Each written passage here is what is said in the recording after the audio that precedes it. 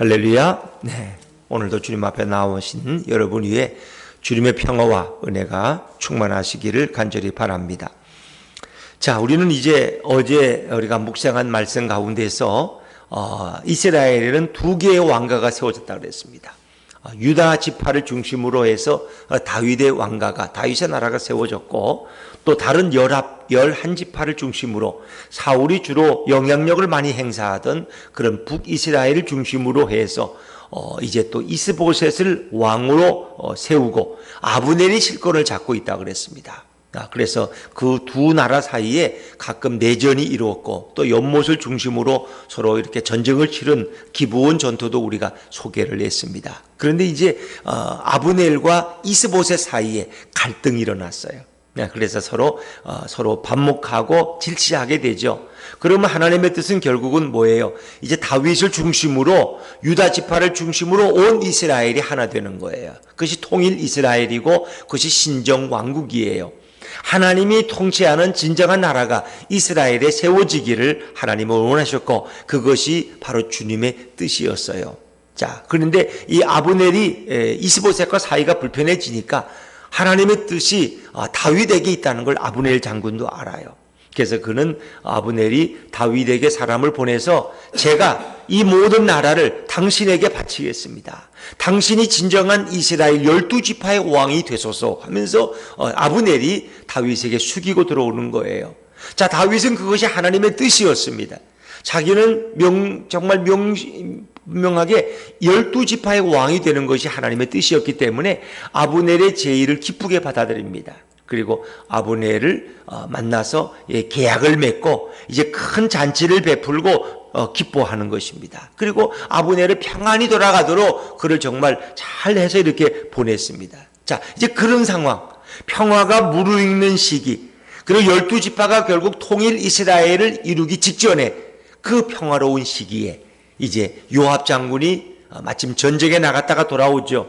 요압과 그 스리야의 아들들이. 그런데 그가 이런 아브넬이 다윗과 만났다는 이야기를 듣게 됩니다. 그리고 그때 돌아가는 분위기를 듣게 됩니다. 아마 어찌 보면 다윗이 지혜로웠으니까 아마 그 아브넬을 만나는 자리에 요압이 끼지 않도록 아마 요압을 전쟁터에 보냈던 것 같아요. 근데 나중에 요압이 들어와서 그 얘기를 듣고 이제 분노하는 것입니다. 어떻게 그 아브넬, 그 거만한 자와 평화 조약을 맺을 수 있느냐? 말도 안 된다는 것입니다. 그는 분노하고 아브넬을 헐뜯는 그 표방하는 말을 하게 되죠. 자, 우리 오늘 성경 22절, 23절, 24절까지 한번 쭉 같이 읽어보죠. 시작. 다윗의 신복들과 요압이 적군을 치고 크게 노력한 물건을 가지고 돌아오니 아브넬은 이미 보냄을 받아 평안히 갔고 다윗과 함께 헤브론에 있지 아니한 때라. 요압 및 요압과 함께한 모든 군사가 돌아오매 어떤 사람이 요압에게 말하여 이르되 넬의 아들 아브넬이 왕에게 왔더니 왕이 보냄에 그가 평안히 갔나이다 하니 요압이 왕에게 나아가 이르되 어찌하심이니까 아브넬이 왕에게 나아왔거늘 어찌하여 그를 보내 잘 가게 하셨나이까. 잘 가게, 그렇게 평안하게 보내면 안 된다는 겁니다. 그 아브넬 같은 자는 죽여야 된다는 것입니다. 자, 25절 말씀은 제가 읽죠. 왕도 아시려니와 넬의 아들 아브넬이 온 것은 왕을 속임이라. 그가 왕이 출입하는 것을 알고 왕이 하시는 모든 것을 알려 함이니이다 하고, 왕의 출입을 파악해서 왕을 살해할 목적으로 그가 온 것이지 평화를 위해서 온 것이 아닙니다. 자, 요압은 일단 아브넬에 대해서 편견이 있어요. 왜? 자기 동생 수리야의 세 아들 가운데 첫째가 이제 아브넬이고 그 다음에 아비셀이고 아사엘인데, 자기 막내 동생 아사엘이 결국은 뭐예요? 도망가는 아브넬을 쫓아가다가 결국은 아브넬의 손에 죽임을 당하죠. 근데 사실 아브넬은 아사엘을 죽이려고 했어요? 죽이지 않으려고 했어요? 죽이지 않으려고 했어요. 졸지 않으신 분들은 잘 아시네. 죽이지 않아. 내가 너를 죽이면 너 형 요압을 내가 어떻게 보냐. 왜? 아브넬과 요압은 서로가 대장군이고 서로 잘 알아요. 같은 한 나라의 장군들이었어요. 내가 너의 형을 내가 어떻게 보냐. 그러니까 나를 쫓지 말아라. 다른 젊은이들을 잡아서 가면은 너가 공을 얻을 것이지 너가 공을 세우기 위해서 나를 추격하지 말아라. 너는 내 상대가 아니다 하고 몇 번 경고했는데 아사엘이 자기가 발이 빠르다는 거 하나만 믿고 달려들었다가 결국 아브넬에게 죽임을 당합니다. 그러니까 요압은 자기 동생에 대한 복수심에 불타는 거예요. 일단은 저놈을 죽여야지. 내 동생을 죽인 놈을 그냥 두면 안 되지. 이게 요압의 마음에 붕괴한 이유예요. 사람들은 여기에 사로잡히면요 공의가 보이지 않습니다. 자기 사적인 거에만 집중하게 되고 하나님의 뜻을 묻지 않습니다. 하나님의 뜻이고 뭐고 저놈은 죽어야 돼.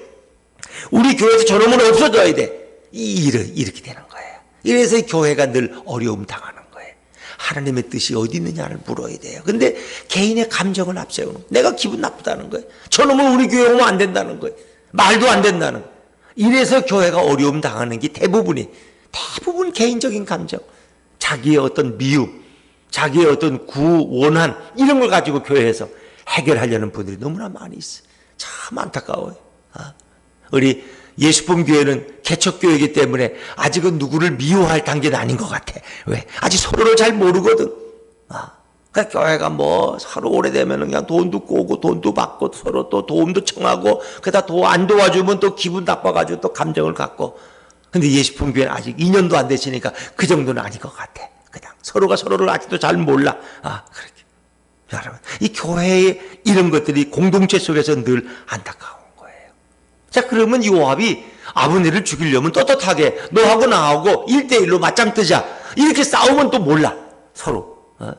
어떤 서구에서 뭐 서로 총을 서로 두고 서로 정정당당하게 싸우듯이. 근데 그것도 아니에요. 아브넬은 아사엘에게 몇 번이나 경고했어. 나를 쫓지 말아라. 너는 내 상대가 안 된다. 너가 죽으면 내가 너 형 요압을 무슨 얼굴로 보냐. 그러지 말자. 근데 아사엘이 공명심에 공을 세우고 싶은 마음에 달려들었다가 결국 죽임을 당하죠. 그러니까 요압이 아브넬을 미워하는 건 복수심 때문에 당연해요. 근데 여기에 사실 이것은 표면적인 이유로 보이죠. 성경을 볼 때는 표면적인 이유가 있고 내면적 이유가 있다는 걸 여러분 아셔야 돼요. 이 성경은 두 가지를 복선을 깔고 있어요. 그러니까 겉으로는 복수심 때문에 그렇지만 사실은 더 무서운 함정이 있다는 거예요. 만약에 저 아브넬과 다윗이 평화조약을 맺고 통일 이스라엘을 이루면 누가 주도적인 역할을 한 거예요? 아브넬이 주도적인 역할을 한 거예요. 그러면 아브넬의 영향력이 커지는 거예요. 아브넬이 중직을 맡게 되면 요압은 상대적으로 아브넬 밑으로 들어가는 거예요. 그걸 눈뜨고 못 보겠다는 거예요. 저놈이 나보다 위에서 말도 안 돼. 다윗 왕이 나보다 아브넬을 더 사랑해. 말도 안 돼. 그러니까 저 아브넬은 내 정적이고 저놈을 죽여서 씨를 말려야 돼.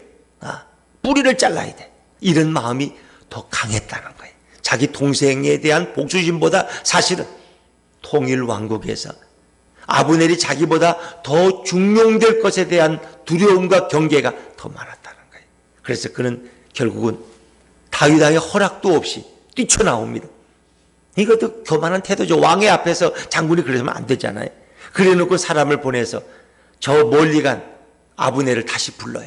헤브론에서 이미 4km쯤 갔는데 다시 불러요. 다윗 왕이 너를 보자고 하신다. 미처 못다 한 얘기가 있어가지고 너를 부르니까 얼른 오라고 사람을 보내. 자기는 관여 없듯이. 그게 성문 안에 오니까 요압이 내가 먼저 왕을 뵙기 전에 너에게 먼저 왕에 대해서 할 얘기가 있으니까 잠깐 나 좀 보자고 으슥한 곳으로 데리고 가서 자기 두 형제가 결국은 이 아브넬을 살해하죠. 뭐 아무 방비가 없을 때 살해하는 건 뭐 견딜 수가 없죠. 그렇게 죽여놓고는 결국은 이 일을 크게 만들어 놓은 거예요. 자, 뭐 그럴 수도 있다고 볼 수 있어요. 그러나 그것은 이스라엘의 큰 위기가 되는 거예요. 왜냐하면 이제 무르익었던 평화가 깨어지는 거예요. 이게는 뭐 남북이 서로 평화협정하자고 불러내가지고 서울로 오라 그래가지고 대표단 단장을 우리가 화장실에서 중앙정보부위원회 가서 총으로 쏴 죽였다. 이게 말이 됩니까? 이는 있을 수 없는 일이잖아요. 그렇죠? 트럼프하고 김정은이하고 싱가포르에서 협정하자고 김정은을 불러놓고 김정은이를 총으로 쏴 죽이면 이게 말이 됩니까? 그건 안 되죠. 그건 도의적으로 안 되는 거죠. 그거는. 그럴 수 없는 거죠. 그러니까 어찌 보면 다윗이 그런 비겁한 자가 된 거예요. 아브넬을 평화조약하자고 왕궁까지 불러놓고는 아브넬을 죽여서 이렇게 하는 다윗이 얼마나 비겁한 자인가. 저런 자에게 어떻게 통일 이스라엘을 맡길 수 있는가. 그러면 11지파의 마음이 돌아서면 통일 이스라엘은 불가능한 거예요. 하나님은 다윗이 통일 이스라엘의 왕이 돼서 신정왕국을 하나님을 대신해서 그가 이루기를 원하시는데 이제 거기에 역행하는 엄청난 위기, 엄청난 장애물이 등장하게 된 거예요. 자, 어떻게 도대체 이 상황을 다윗은 수습할 수 있을까요? 이게 안타까운 거예요. 다윗도 황당했을 거예요. 이런 일이 있으리라고는 상상도 못했어요. 요압이 건방질 줄 알지만 이런 일까지 내 허락 없이 행하리라고는 생각을 못했어요. 근데 또 따지고 보면은 자기 조카예요. 자기가 왕이 되는데 가장 큰 역할을 한 사람이 또 요압이에요. 그러니까 당장 죽일 수도 없어요. 또 요압의 세력이 나름대로 또 커요. 이거 어떡하면 좋습니까? 그런데 다윗은 공의를 먼저 앞세우죠. 그리고 이 악을 행한 아브넬과 그 집안에 대한 저주를 퍼붓습니다. 그것은 그가 잘못했기 때문에 그 저주는 정당한 저주였어요. 자, 우리 28절, 29절 말씀, 28절, 29절 말씀 같이 읽죠. 시작. 그 후에 다윗이 듣고 이르되 넬의 아들 아브넬의 피에 대하여 나와 내 나라는 여호와 앞에 영원히 무죄하니 그 죄가 요압의 머리와 그의 아버지의 온 집으로 돌아갈지어다. 또 요압의 집에서 백탁병자나 나병 환자나 지팡이를 의지하는 자나 칼에 죽는 자나 양식이 떨어진 자가 끊어지지 아니할지로다 하니라. 공개적으로 그런 요압의 집안을 저주합니다. 결국 이 얘기는 뭐예요? 너희 집안 후손들이 나병에 걸려 다 죽을 거라는 거예요. 어찌 보면 구약에는 축복과 저주가 신명기 28장에도 같이 나오지 않습니까? 아마 그 시대에는 그런 저주가, 근데 지금 신약 시대에는 그런 저주를 하지 않습니다. 그런 저주하는 목사님은 그 사입입니다. 사입이. 인간은 누구를 저주할 수 있어요? 저주할 수 없어요. 그러나 구약에는 하나님의 대리자인 다윗은 그것은 가능했어요. 또 구약에 실제로 또 하나님의 저주가 실제 신명기에 많이 소개됩니다. 그러나 지금은 안 됩니다. 제일 나쁜 것이 우리 교회 10년 섬기다가 더 가까운 다른 교회 가면 저주받을지어다. 이건 진짜 사이비 목사님이 저주하는 거예요. 성경은 한 번도 목사가 성도를 저주하란 말이 없습니다. 이거 다 잘못입니다. 이건 사이비입니다. 성경을 모르기 때문에 성도는 언제 떠나도 그를 축복해서 보내야 됩니다. 여러분, 우리 교회 못 떠나. 우리 목사님이 막 저주한대. 우리 교회 섬기다 다른 교회 가면 큰일 나. 이건 사이비 목사입니다. 여러분, 그것만은 분명히 아셔야 돼요. 네. 자, 하여튼 이렇게 해서 다윗은 요압 집안을 저주합니다. 그건 합당한 것입니다. 자, 그런데 그걸 해결될 문제가 아닙니다. 다윗은 아브넬의 죽음 앞에서 진실함으로 애도합니다. 그리고 심지어 다윗과 요압과 그의 신하들과 온 백성이 아브넬의 죽음 앞에서 애도하도록 그렇게 다윗은 명령합니다.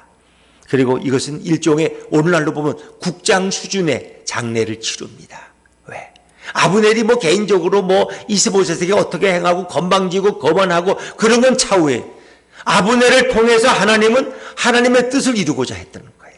그래서 통일 이스라엘을 이루고 이제 신정왕국을 이루면 그 신정왕국은 앞으로 이 땅을 다스릴 메시아의 그림자가 되는 거예요. 하나님의 뜻은 거기에 있는 거예요. 다윗을 통해서 신정왕국이 이루어지고 그것이 이 땅에 오서 우리를 다스릴 메시아의 나라의 그림자, 예표가 되는 거예요. 하나님은 그것을 이루기를 원했던 거예요. 하나님의 뜻은 거기에 있어요. 그러니까 하나님의 뜻을 모르는 사람들은 그 교회에서 엉뚱한 말 하는 거예요. 엉뚱한 말 하는 거예요. 성경도 모르고 하나님의 뜻도 모르고 그냥 세상적인 어떤 논리를 가지고 교회 와서 회의 때마다 주장하는 사람들이 있어요. 내가 30년 넘게 목회하면서 그런 사람 한두 명 봤겠어요. 근데 성경적이 아니에요. 하나님의 뜻을 몰라요. 세상적인 잣대를 가지고 교회에서 평가하려고. 이게 가장 무서운 거예요. 이게. 오늘 다윗은 하나님의 뜻이 어디 있는지 알았기 때문에 이 장례를 국장 수준으로 정말 진심으로 애통해야 하고 슬퍼하며 눈물 흘립니다. 31절, 32절 말씀 다시 한번 읽어볼까요? 시작. 다윗이 요압과 및 자기와 함께 있는 모든 백성에게 이르되 너희는 옷을 찢고 굵은 배를 띠고 아브넬 앞에서 애도하라 아니라 다윗 왕이 상여를 따라가 아브넬을 헤브론에 장사하고 아브넬의 무덤에서 왕이 소리를 높여 울고 백성도 다 우니라. 진심으로 해야 돼. 진심으로. 33절에 애가를 지어서 또 불렀어요. 아브넬의 죽음에 대해서 조가를 불렀어요. 자, 그런데 너무 다윗이 금식하면서 이렇게 그냥 너무 통곡하는 게, 이 통곡하는 게 쉽지 않잖아요. 그게 오직 구약에서 보면 호곡하는 자를 돈 주고 사서 계속 대신 애국하게 하는 거예요. 근데 다윗이 직접 금식하면서 이렇게 호곡하니까 신하들이 보니 안 되겠어요. 그래서 다윗을 와서 고나는데, 자, 35절 말씀 어느 정도였냐? 35절 시작. 석양에 뭇 백성이 나와 다윗에게 음식을 고나니 다윗이 맹세하여 이르되 만일 내가 해지기 전에 떡이나 하나님이 내게 벌 위에 벌을 내리심이 마땅하니라 하매. 해가 지기 전까지 내가 먹지 않겠다는 거예요. 그러나 이 얘기는 해가 지고 나면 내가 슬픔을 거두고 음식을 먹겠다는 거예요. 뭐 그런 얘기죠. 그러나 해가 지기 전까지는 내가 오늘은 아무것도 먹을 수 없다. 그 진정한 애도의 상징이죠. 표현이죠. 그러니까 온 백성이 이제는 다윗의 진심을 알게 됐어요. 지금까지는 오해했어요. 저 다윗 왕이 자기 조카 요압과 함께 이렇게 음모를 짜가지고 아브넬을 죽이려고 불러들였고, 결국은 요압을 통해서 저렇게 아브넬을 죽이게 했어. 다윗이 얼마나 비겁한 자인가. 저런 왕이 어떻게 우리의 왕이 돼. 말도 안 돼. 이런 이 분위기가 가라앉기 시작했어요. 다윗이 진심으로 눈물을 흘리고 애도하고 온 백성이 정말 아브넬의 장례를 국장 수준으로 진심으로 슬퍼하면서 그 장례를 치르지 않습니까? 그래서 다윗은 정말 자기의 진심을 백성들에게 보여주고 싶었어요. 백성들이 다윗의 진심을 알게 됐어요. 아, 다윗 왕은 그럴 사람이 아니야. 하나님의 사람인 저가 아브넬을 끌어들여가지고 함정을 파서 죽일 사람이 아니지. 다윗에게 오히려 백성들이 기뻐하게 됐어요. 자, 36절, 37절 말씀 같이 읽습니다. 시작.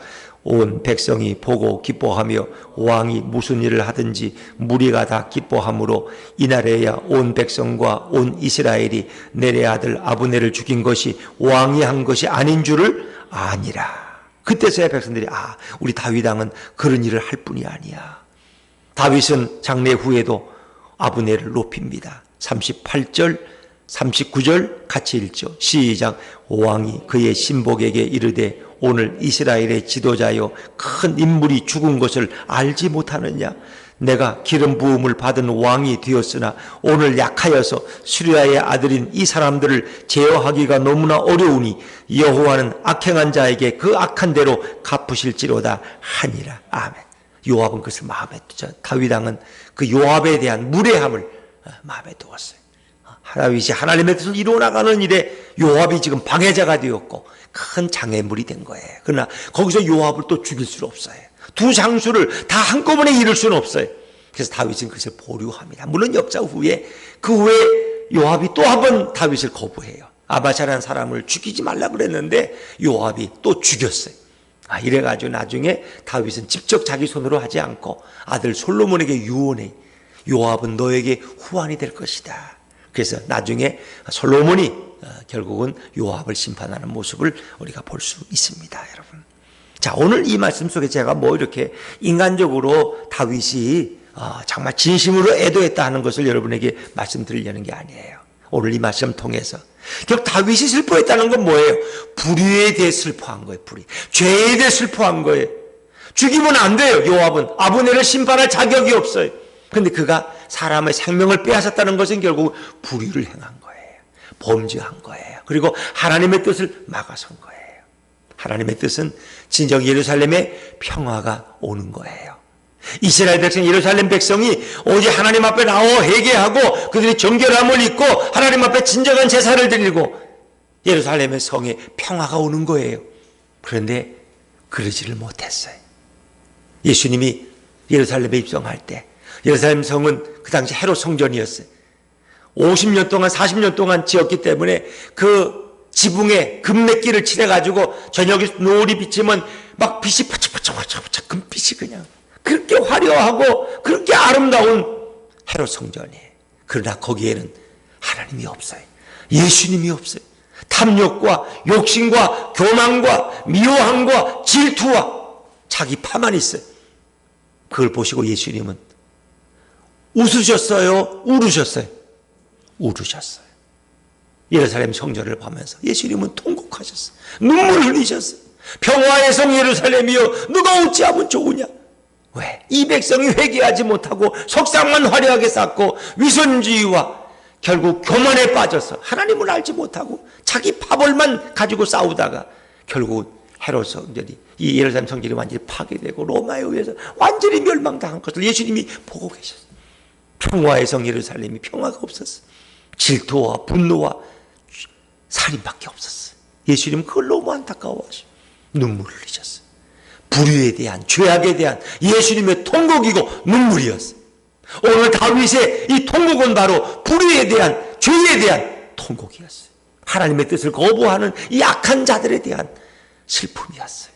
여러분, 그래서 오늘 이 다윗의 애곡과 다윗의 슬픔은 예수님이 예루살렘에 오셔서 그 성을 바라보며 평화를 알지 못하는, 평화의 일을 알지 못하는 이들에 대한, 이 죄에 대한 분노와 슬픔을 통곡하시는 거예요.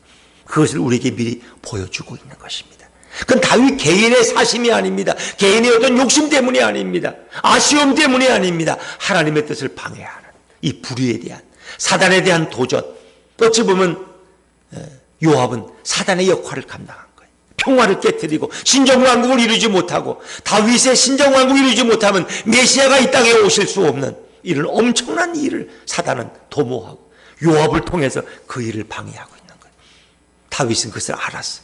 그 불의에 대한, 하나님의 뜻을 막는, 이 땅에 메시아의 나라가 임할 것을 방해하는 이 사단의 도전 앞에 그런 진실함으로, 눈물로 애곡함으로 하나님의 뜻을 구하고 하나님을 의지했습니다. 그래서 그는 결국 승리했고 통일 이스라엘을 이룰 수 있었어요. 그것은 예수님이 이 땅에 오셔서 하실 그 일을 우리에게 미리 보여주고 있는 것입니다. 여러분, 그렇습니다. 성경은 다윗에 대한 얘기가 아니라 예수님에 관한 말씀입니다. 예수님이 이루실 그 궁극적인 평화의 세상을 이루기 위한 주님의 십자가의 희생을 우리에게 말씀하는 것입니다. 결국 그래서 인간과 하나님과 사이의 평화가 이루어지고 이 땅에 진정한 복음의 역사가 이루어질 길을 예수님은 그것을 꿈꾸면서 십자가에서 자신을 내어 놓으시는 겁니다. 오늘도 거룩한 주님의 뜻이 무엇입니까? 오늘 이 바람 많은 세상에서 오늘 예수님의 뜻은 어디에 있습니까? 오늘도 우리가 이루어야 될 주님의 평화는 어디서부터 시작될 수 있습니까? 오늘도 주님의 뜻을 물으면서 오늘도 이 땅에 많은 사단의 도전 앞에서도 담대히 믿음으로 서서 승리하는, 그래서 예수 그리스도만을 의지하고 예수님을 내 인생의 주인으로 모시고 힘있게 싸워나가는 우리 모든 성도들 되시기를 주의 이름으로 축원합니다. 기도하겠습니다.